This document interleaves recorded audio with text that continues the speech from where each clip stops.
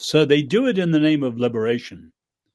But the end result is a deeper bondage and a deeper serfdom than ever.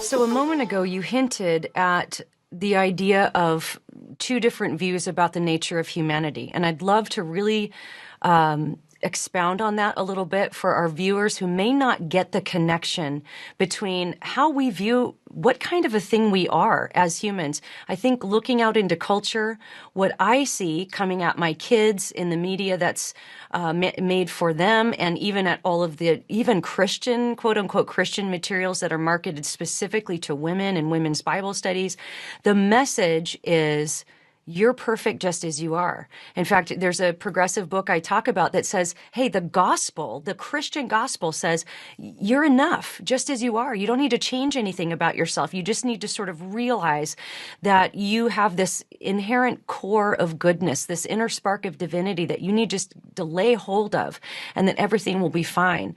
And this is the message that is marketed to our kids and marketed to us. And it really comes down to the question, are humans basically good, or are humans basically sinful? And I think out of that flows so many of these different paths. But I wonder if you could expound on that as you see that traced through political lines. Just how, if you think people are basically good, what does that mean politically? If you think people are basically sinful, what's that going to mean politically? Yeah. Well, you could look at it in all sorts of ways. Start with Rousseau himself, one of the thinkers behind the French Revolution, or Wilhelm Reich, who's behind the sexual revolution. Rousseau says, man is born free, but everywhere's in chains. In other words, you remove a chain or two, whatever oppression you find, and we'll all be happy, free, and fulfilled. And you read Wilhelm Reich, who says the problem is sexual repression. So we've got to affirm sex at every single level, starting with 3-year-olds. And then we'll all be happy, free, and fulfilled. Well, that is utopian nonsense. I was at Oxford with Sir Isaiah Berlin, the great Jewish philosopher. And he always insisted freedom is negative and positive. Negative freedom is freedom from, positive freedom is freedom for. No one who's under a dictator, or drugs, or alcohol, or an abusive spouse, or a bully in the schoolyard, none of those people are free. They're under something. And the biblical radical definition, we are basically under sin. In other words, we're not naturally free. To be free, we have to be set free. And you have to start with the negatives. Positive freedom, freedom for, requires truth. So if I'm free to be, well, the question is, what am I? Am I an animal? Are you a machine? Or are we made in the image of God? You have to know the truth to be free, to be true to who you are.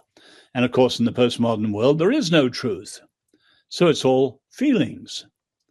So does a young woman feel she's a man, or a man feel she's a woman? Who cares about biology? We just follow your feelings. And that will lead into a harvest of chaos and confusion built on absolute nonsense by flouting creation.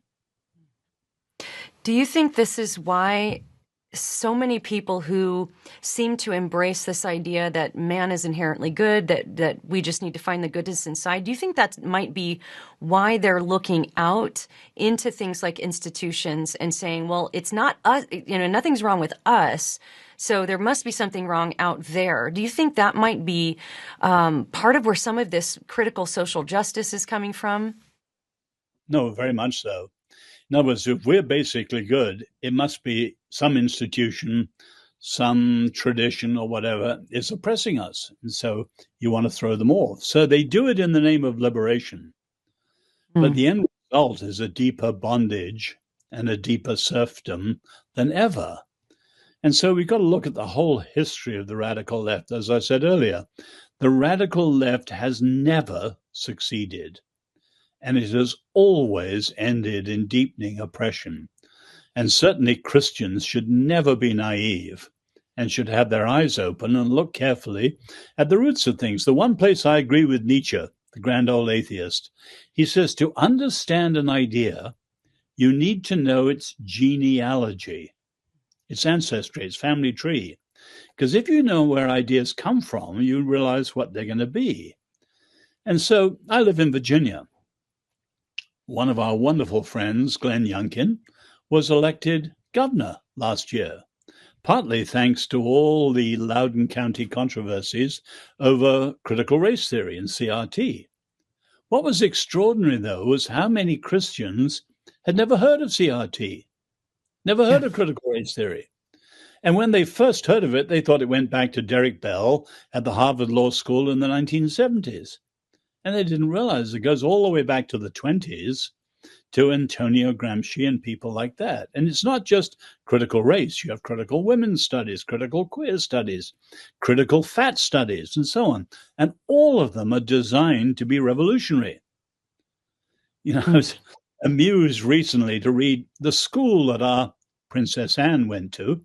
The current headmistress said she likes the term woke because this is one of the elite schools in Europe. She said it, to me, just means alert to justice.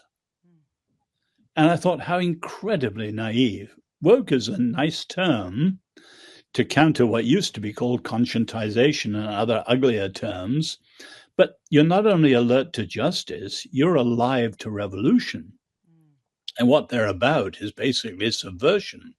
So someone like Wilhelm Reich says, we're out to subvert 3,000 years of civilization, the Jewish roots as well as the 2,000 years of the church's roots.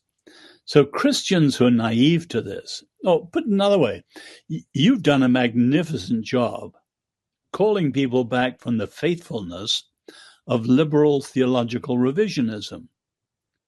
But ever since Schleiermacher in the 18th century, evangelicals by and large have stood firm against theological liberalism.